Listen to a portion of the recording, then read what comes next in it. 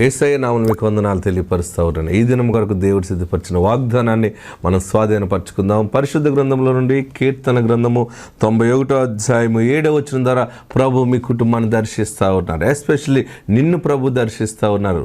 Psalms chapter 91 verse 7. నీ ప్రక్కన 1000 మంది పడినను, నీ కుడి ప్రక్కన 10,000 మంది కూలినను అపాయము నీ యొద్దకు రాదు. దేవునికి మహిమ కలుగును గాక. ఎంత గొప్ప వాగ్దానము పరిశుద్ధాత్మ రోజు మీకు అనుగ్రహిస్తూ ఉన్నాడు. చూడండి, నీ ప్రక్కన 1000 మంది పడినను, నీ కుడి ప్రక్కన 10,000 మంది కూలినను అపాయము నీ యొద్దకు రాదు. ఎంత పెద్ద శోధన నీ మీదకి వచ్చినా, ఎవరెవరు నిన్ను భయపెడుతున్నా, నిన్ను ఇలా చేస్తాను అలా చేస్తాను, అయిపోయింది నీ చరిత్ర అంటున్నా, నీవు భయపడవలసిన పని లేదు. దేవుడు నీ పక్షముగా ఉన్నాడు.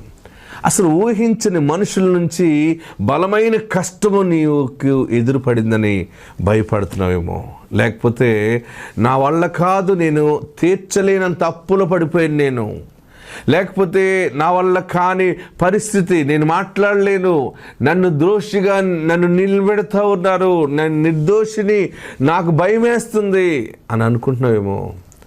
ఎటువంటి కష్టాలు నీ ముందుకొచ్చి పడిపోయినా, నీ కుడివైపున ఎడమవైపున 10,000 మంది కూలిపోయినా, అందరూ నిన్ను చంపేస్తానని నీ దగ్గరికి వచ్చిన అపాయము నీ దగ్గరికి రాదు.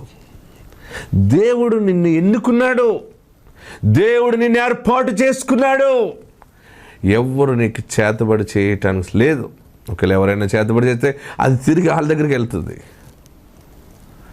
ఎస్, ఎవరైనా నిన్ను తిడితే, నిన్ను ఎవరైనా శపిస్తే ఆ తిట్టులైనా శాపమైన తిరిగి వాళ్ళకి వెళ్ళిపోతుంది.